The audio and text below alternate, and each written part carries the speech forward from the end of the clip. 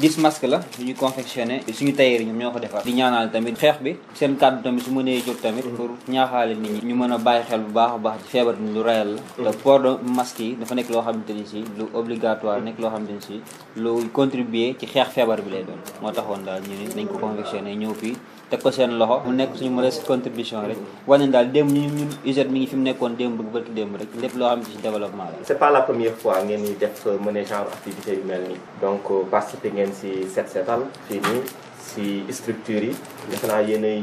ñu ko njëkk a def donc chaque fois damay sànni xeer ak association sportive et culturelle pour ne yéen a si doon waroon jiitu mais ñu am ñu mel ni yéen vraiment si gox bu mel nii dañ koy saluer. c'est la première fois mun naa ne donc lu mel nii ay jeunes dynamique bëgg seen gox def ko surtout fabrication artisanale bi ñu koy donc loolu leçon la xeex bi nag ñëpp si war a jàpp. sànq maa ngi jógee disque ba ñu doon def lavage des mains ak di baare ma ne leen c'est bien beau mais ngeen xam méthode bi tamit c'est moo gën. ma mettre leen en rapport ak service d'hygiène ñu jàngal leen sensibiliser. lii nag vraiment port masque gën na arrêté bu ñëw. donc pour ne c'est obligatoire si yenn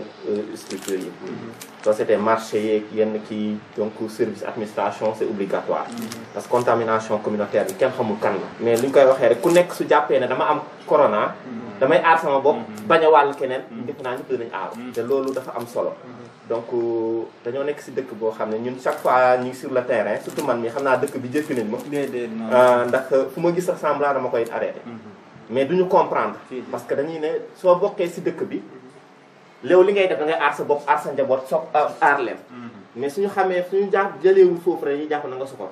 or tel n'est pas le cas donc li yëpp ñoo si war a dugal suñu loxo gën a yokk cet bi ndax l'islam da ko bëgg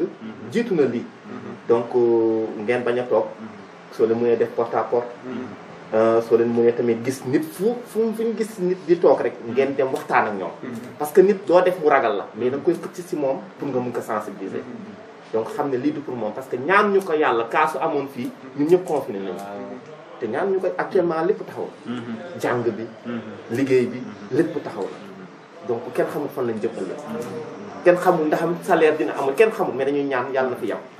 mais ñu ngi leen di féliciter di leen encourager yàlla na leen yàlla fay dinañ transmettre à qui de droit à nos supérieurs hiérarchiques wax ko geste bi ngeen def vraiment kontaan nañ si bu baax a baax. li nga xam ne moom moo dal ci àdduna bi yëpp muy feebar bi di ñaan suñu borom jële ko fi juróom gën a gaaw ñun nag en tant que association yaakaar naa ni buñ la gisee ngay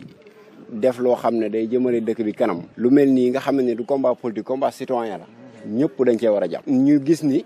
en tant que association kat yàlla dimbali ñu am ay tailleur yu nekk suñu biir mën a defar ay masque en tissu ñu xool ni population bi kat dafa mel dañoo xaw a négliger masque wala dañ ko gisul ñun à notre niveau ñu ne woon dinañ ci jéem a defar ay masque dem présenter ko maire bi bàyyi fa benn loolu ci des ñu wër distribuer ko suñu bopp ñi nga xam ne ñu ngi ci boutique yi ñi nga xam ne ñu ngi ci marché yi ba ñëpp mën cee teg seen bët ñu xam ni kat xëy na moyen demeewul noonu waane suñu yéene mooy yéene jeunesse bi yëpp mooy yéenay maire bi xeex feebar bi mu jóg fi ba ku nekk mën a defar say activité ñu ñëwoon tey pour présenter la ko doon la indil loo bi nga xamante ni moom lañ indil personnel municipalité bi muy loo 40 masques ak benn modeste enveloppe bu 10 000 francs mu nekk suñu participation ci xeex bi masques yi mi ngi toll ci 334 masques yoo xam ne defar nañ ko fas yéene ko distribuer bu jógee fii noonu lañ koy defee ci personnel de santé bi noonu lañ koy defee géndiku noonu lañ koy defee ci banque bi noonu lañ koy defee ci bërëbu liggéeyukaay yëpp ba fu mu yam bu demee tamit ba nga xam ni laaj na ñu defaraat yeneen ñun pare nañ pour luñ ci mën a def ñu def ko ci ndax masque yi dafa nekk lu obligatoire loo xam ne nit ñi dañ ko war di porter pour ñu mën a xeex feebar bi di ñaan suñu borom mu jëlee ko fi ba ku nekk mën a delluwaat say activité ñi ngi lay remercier waat bu baax a baax nag ci sa disponibilité di la wax ne nag tekkaaral gu yàgg gi yëpp dara waralu ko lu dul doon xool ci nan la ñuy def rek pour ñëw jàpp ci xeex bi waane ubbil nañ la suñu buntu comme nañ la ko ubbil woon démb lépp loo xamante ne nii lu jëm la ci wàllu maire bi bu ñu ko yëgee ñi ngi ci buñ ko yëgul buñ ko déggee ñi ngi ci di la remercier waat encore une fois wasalaamaaleykum wa rahmatulah. jërëjëf vraiment kontaan nan bu baax. bala ma sax dugal li may bëgg a dugal. dama koy jox président commission environnement. bi nga xam ni lépp lu xaw ci kaw suuf si moom lañ ko defal. ndax lu ñuy wax lu jëm ci cet. feebar bu ne li ci gën mooy na nit ñi set defe naa environnement lan ko defal kon muy Pape Dieng dañ la koy soumettre aussi muy lu rafet ma soog a dugal kàddu yi ma bëgg a dugal vraiment ñi ngi leen di sant bu baax di leen gërëm di leen encourager mais di leen gën a naw parce que lii mooy àndandoo lii mooy population mais lii mooy commune dafa am loo xam bu xasee taxaw kenn deetu xool sa intérêt yi bopp da ngay xool intérêt peuple bi moo gën ngay gëstu te la ngay gëstu yow yaa war a dugg ca biir pour ñu gëstu la mais lii ngeen def nag commune bi yëpp ngeen ko defal parce que bu nee commune di Thiénaba defe naa ni dëkk yëpp 38 villages ak 23 amay dugg na ci biir kon li ngeen def ni defalu leen ko Thiénaba Seck defalu leen ko biir maire bi commune de Thiénaba ngeen ko defal kon dun man lu dul sant leen gërëm leen di leen gën a encouragé mais di leen wax it taf nañ leen ci suñu bopp ba lépp loo xam ne incha allah bi programmé nañ ko dinañ fexe ngeen yëg ko bu ñëpp mënta ñëwit ñi ngeen délégué dikk bokk ci parce que li ñuy def ni yéen lañ koy defal kon nag nit boo ko dee liggéeyal da nga koy wan ni ko lii may liggéey lii la moo tax lépp lu ngeen mën di dégg ak lu man di xew ñun lu leer la ñuy def ci biti lañ koy defee bëccëg lañ koy defee en tout cas ñi ngi sant yàlla bu baax di sant président Macky Sall ci li nga xam ni moom la jël engagement ci réew mi ànd ko ak maire de la commune mais maire de la commune ànd ko ak population yi incha allah bi li nu bëgg mooy xeex feebar bi ba mu génn Sénégal mais bu boobaa nag fekk na ñu defar jikko yi ba mën a ànd loola continuer parce que feebar bi balaa la bu fi dugg mais mbindaafun la buy dem dañu fiy bàyyi te ñun ay mbindaafun lañu kon jàpp naa ni ñun war na noo mën a defar suñuy xol defar suñuy jikko boobu bu ëllëgee ñu def parce que feebar bi am na leneen lu mu wane parce que jataay bii dëgg la maay maire de la commune mais mësul am dandaa réunion rek ci suñu biir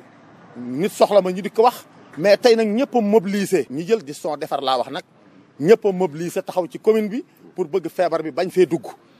mais bañ fee dugg duñ ci yem dañ ko bëgg a xeex ba mu génn Sénégal li nga xam ne moom la ñu wax ni mooy musal nit ñi ci feebar bi ngeen andil ñu ko mais yéen yéenay premier partenaire kon ñu ngi leen di sant bu baax di leen gërëm di leen encouragé bu baax mais di leen tàllal suñu loxo te xam ni muy guddi muy bëccëg lépp lu ñu def yéen lañ ko defal kon nan leen tàllal suñu loxo ànd ko ak yéen ba nu am ci ndam kon ñu ngi leen di sant bu baax di leen gërëm di sant équipe municipale bi fi nekk nga xam ne depuis booba ba léegi même su ma fi nekkul lépp lu ñëw ñoom ñoo koy jël wan ko askan wi mais bind ko mu leer moo tax ma bëgg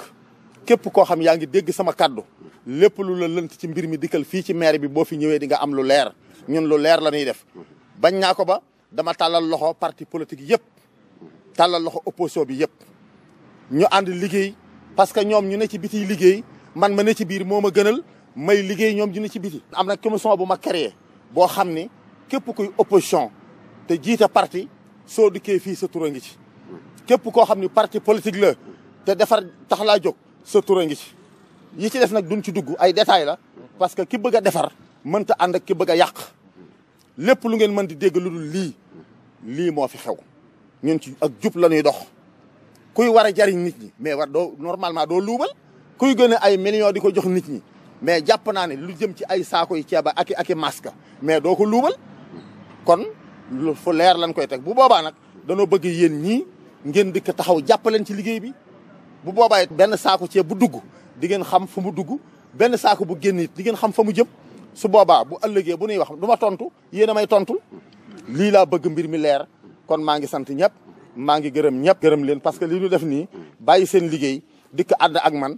vraiment joxe lu mat 334 yoo xam masque la ñu andi ci yenn yoo xam fii ci maire bi emploi yi dina ko mën a yor ak commission bi li ci des ñu dem joxeel ñu ko mais loolu mënoon ngeen ni dañ andi ko ba pare teg ma coono bi ma war a dem ci nit ñi mais joxeel ma ko nag mais vraiment beneen affaire la kon képp koo xam ne fekk nañ la sa kër wala ñu fekk la sa bitik jox la benn masque xamal nañ li ñu def na ndam kon lii ngeen def maa ngi ciy woo ñëpp surtout commerçant yi nekk commune Thiénaba du ma wax ni commerçant yi nekk Thiénaba da commerçant yi nekk commune Thiénaba maa ngi leen di woo ci xeex bi parce que dañ cee war a dugal seen loxo maa ngi leen di woo ñu dugal ci seen loxo su lay seet andi na 50 000 mais ku ma woo ni ma li may dimbalee maa ngi la ko dama déedéet bul ko andi ci man jox ko commission bi kon xamaguma kan moo andi buñ ma ko waxul xamaguma ñaata la andi buñ ma ko waxul kon teewuma benn dërëm li jóge ci état bi ak seegul kon léeg-léeg na nga dégg ay wax yoo xam ni vraiment kenn du xam lu muy nuru waaye lépp nii la demee te lépp ay leer. kon maa ngi sant ñëpp maa ngi gërëm ñëpp salaamaaleykum wa rahmatullah. maa ngi leen di remercier bu baax a baax li ci am solo maire wax na ko nit lépp looy nekk na nga ca dëggu boo dëggoo del dëggal yéen dañuy wane ne yéen ndaw yu bëgg seen gox ngeen ndaw yu bëgg seen askan ngeen ndaw yu bëgg seen askan wér lañu lii ngeen def nii du lu ndaw bu doon benn masque rek wane na ne ñu bëgg li ngeen di def ngeen lii mu leen waxit ki nga xam ne seen association bi moo ko jiite dee leen wax ak moom muy ñëw di lu ngeen di dugg wax ceeg moom lu muy dugg ngeen xam ko fii nag nii la ñu ko defee ceeb ak suukar ak lu fi ñëw nii la balaa dem ci yenn loxo ci suñ loxo yi lay jaar lu ñu fi dugalit dañu koy bind bu ñu paree jox ko teg ko ci loxo yi ñu ko war a teg enveloppe bi ñu paree dama ko daal di jox aadama ko war a yor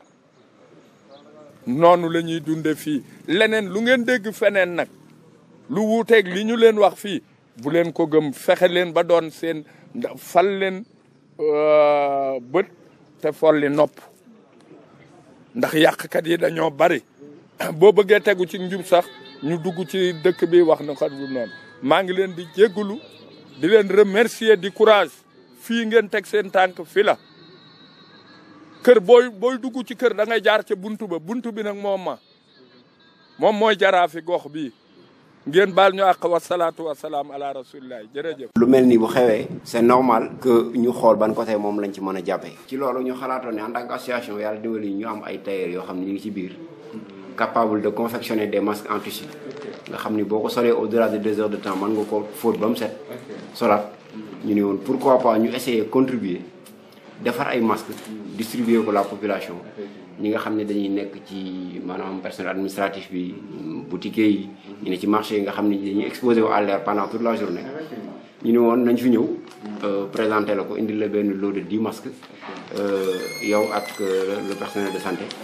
donc xamal na daal carrément ñun on est là bépp loo xamante ni ça demande un combat physique ñun fi ñu nekkoon démb ak bërki démb bu suñ moyen mayul tamit on est prêt à accompagner les acteurs de santé pour ñu xeex jàngoro ju bon ji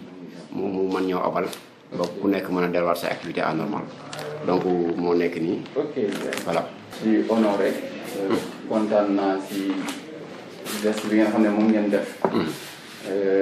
bi mooy deuxième fois.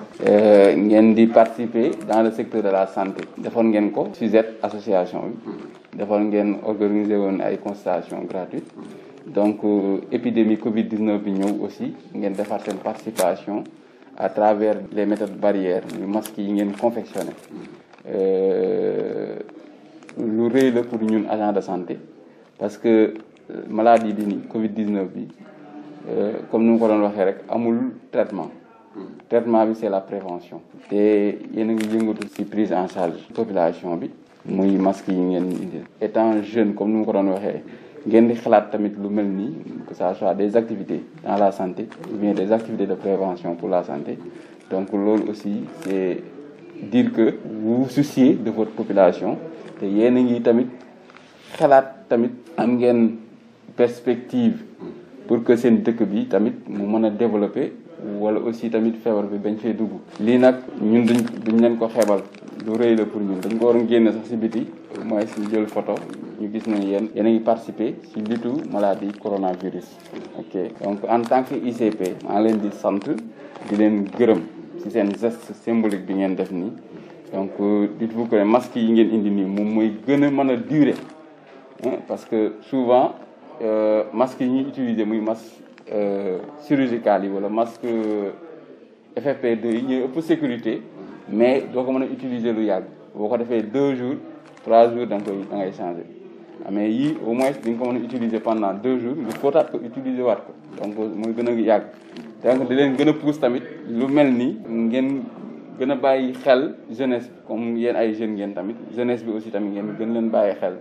fépp foo xam ne da ngeen di gis ne nit ñi dañ fay daje. boo leen mënee ak octroyer masque yi ngeen octroyer leen masque yi waaw comme ni ngeen ko defee ci marché yi comme ni ngeen ko defee ci structure administrative yi. donc tamit à la maternité dem ci Baye Cheikh si c'est possible ngeen won ko tamit li ngeen def ok bàyyil ko fa quelque lot pour sa famille donc ñu mën a xam ne yéen ay jeunes ngeen mais ñu dynamique ngeen également donc loolu daal laa leen bëggoon a wax di leen jaajëfalaat encore Ndiaye donc merci pour le geste. Association UGT Union des jeunes pour l'épanouissement de Thiénaba et environ moo fi jaaroon pour apporter modeste contribution pour lutter contre le coronavirus ci personnel Guindico FM bi yëpp moo taxoon ñu jaar pour remettre leen ay masques la en tissu ay masques en tissu yu ñu perfectionné lañ pour jox leen ko même pas sax masques yi mais pour tamit population bi koy gis ak ñëpp ñu sensibiliser waa leen ñu xam ne kat masques yi même su fekkee jotuñu ci ñoom pour ñu mën ko am du leen dikkee dara te war na leen a mën a protéger seen santé protéger tamit ñi nekkal moo gën a tax daal ñu woo média yi pour ñëpp gis ko pour xam daal même foo xam ne suñu loxo àgg fa suñu kàddu fa mën a àgg suñ ko mënee am incha allah taala ñu am ko pour ñu ànd xeex incha allah masque yi nag loolu 10 masques la pour ñu remettre leen ko yéen personnel bi. maa ngi leen di jaajëfal bu baax man Fatou Dieng Fall laa tudd maay directrice su rajo bi di am mbégte bu baax a baax di leen dalal ndax jëf bi ngeen def bu leen ko xeeb yéeme na torop yaatu na lool ci xol ndax bu ndaw ñëpp amee prise de conscience bu mel ni bii ngeen def li nga xam mooy xeex jàngoroy coronavirus dañuy doon loo xam dañ koy fàttaliku kenn ku nekk nag war ci marqué sa empreinte ñi mën a wax nañ wax ñi mën a jëf ñi mën a xelal yéen nag yéen a ngi jëf ndax jël ngeen seen koppar mu néew mu bëri ngeen utiliser ko def ko ay masque yoo xamante ne tey jii yéen a ngi ñëw ci rajo bi nga xam ne seen moomeel la boo leen ñu joxul woon sax appui ci masque yi loo leen def dinañ ko fësal ndax loolu mooy suñu warteef seen jumtukaay la comme ni ngeen ñëwee jébbal ñu lii noonu laay defee tamit ni leen maa ngi leen di jébbalaat rajo bi ndax yéen a ko moom muy outil boo xam ne outil de communication la te ñun dañoo ñëw rek di leen may am ngont ku ci mel ni man maa ngi dëkk beneen commune mais fi may tiitaroo di ko safoo mooy commune Thiénaba kon li nga xam ne moom lañ fi yor muy jumtukaay na ngeen fexe ba gën ko téyel seen bopp di ko déglu ci programme di ko déglu ci contenu mais di ci joxe seeni xalaat ndax ay ndaw ngeen te ëllëg rajo bi seen loxo lay mujj maa ngi leen di jaajëfal bu baax a baax di lancer un appel képp kuy doomu Thiénaba képp kuy doomu Sénégal ndaw nga fa nga nekk booy yor sa benn mouchoir bu ndaw sax di ko takk na nga ko matale ndax lii nga xamante ni mooy masque yi moo ñu mën a fekk ci li nga xam mooy xeex jàngoro yu coronavirus maa ngi leen di jaajëfal bu baax a baax à travers yéen ñi di ay ndawu Thiénaba ci ndaw ñëpp ngeen sotti ko xam ne yóbbal bi moom jot nañ ci ñuy ñaan yàlla rek li nga xam mooy mbas mi suñu borom jële ko fi ci darajay kilifa yu tedd yi nga xam ñoo ngi ci réewum Sénégal ci darajay kilifa gu tedd gi toog fii di xalifa général bu Thiénaba di Serigne Cheikh Ahmed Tidiane Seck di suñu keno di suñu kilifa di suñu xarit di koo xam ne heure bu ñu waxee turam rek suñu xel dal ci lu baree bari lii daal dafay jaar rek di jàll incha allah. ñëwoon rek tey di présenté wu en tant qu'association muy UGT nga xam ne yaakaar naa ni ñi ko umpale ci dëkk bi bariwul di œuvrer ci ay activités de développement. lii nag ñëw épargné wul kenn muy pandémie boo xam ne yaakaar naa adduna bi yëpp gis nañ li mu fiy def nous en tant que jeune association ñu ni on va essayer ñu indi suñu contribution. bu ñu xalaatee ci ban méthode la ñu war a mën a participer ñu ni comme ci biir association bi am nañ ay tailleurs yoo xam ne capable nañ confectionner des masques en tissu nga xam ni di nga ko mën a sol pare fóotaat ko solaat ko te mooy gën a durer pourquoi pas ñu confectionner ko dem distribuer ko au niveau des personnels administratifs au niveau des marchés au niveau des boutiques. ñu ñëwoon tey fii tey ci banque bi pour jox leen ci un lot de 10 masques mu nekk suñu contribution ci xeex feebar bu bon bii di coronavirus di ñaan suñu borom mu musal ñu ci ba mu bañ fee dugg mais aussi ba mu génn réew mi donc moo nekk nii moom lañ leen doon indil quoi. acte bi rafetlu nañu ko di encourager tamit association bi ndax association boo xam ne lépp luy développement commune am ci lay dox daal duñ def du di leen féliciter di leen encourager ci acte bi merci beaucoup. waa UGT Union des jeunes pour l'épanouissement de Thiénaba et environ ñoo fi jaaroon